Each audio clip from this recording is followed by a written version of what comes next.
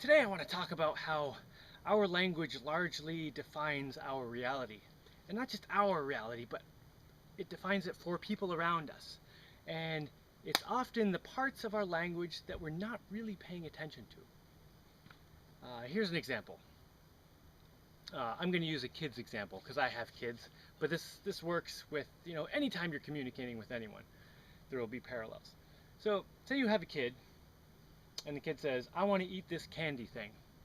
Often I hear parents say something to the effect of, "You don't get your candy treat until you've done your chores."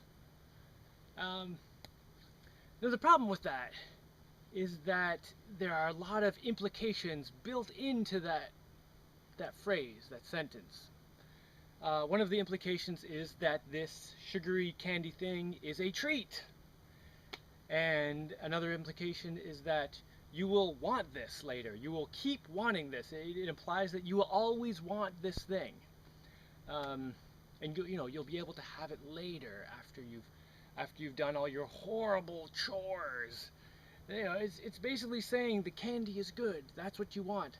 And the chores are terrible and you hate those. Like it's basically defining that for the person. And when kids are little, they hear this over and over and over. And what do you expect? They hate chores and they love candy. I've been experimenting with the opposite tactic, and my 5-year-old doesn't even like candy. It's kind of awesome. I feel like I gave her this enormously amazing gift by telling her when she encountered candy and sugar for the first time. I just said, "Oh, that it's not good for you. It tastes really sweet, and it's just bad for your body." So, and yeah, she's just like other kids will offer her candy, and she's like, "Oh no, I'm not interested in that because it's bad for me." It's and just repeating to her the same thing, like, "Ah, that's garbage, it's crap." But it's great. We get to go do stuff, which other people call chores. No, we get to go do fun stuff. See, all these little bits of language add up and have a huge effect on the way people view things and the way people think about things. So, and it definitely doesn't just work with a parent and a child. It works with peers, and I see it all the time happening with peers, where they'll just built into their language, they'll talk about what sucks and what's great, not even directly addressing it, just kind of like matter of factly.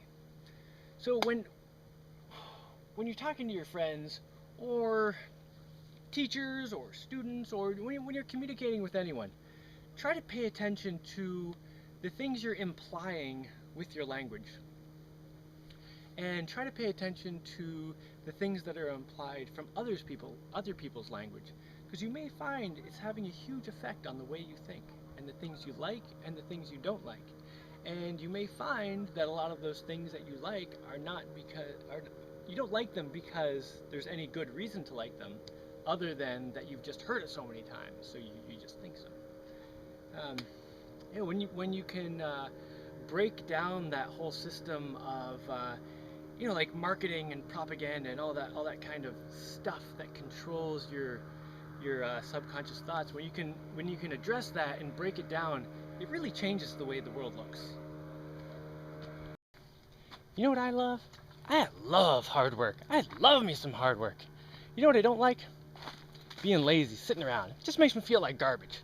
But man, when I get to spend all day doing some hard stuff, and the end of the day I just feel totally exhausted.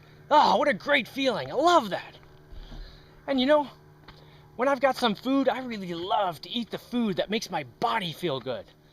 The food that makes my tongue taste good, I don't really care about that.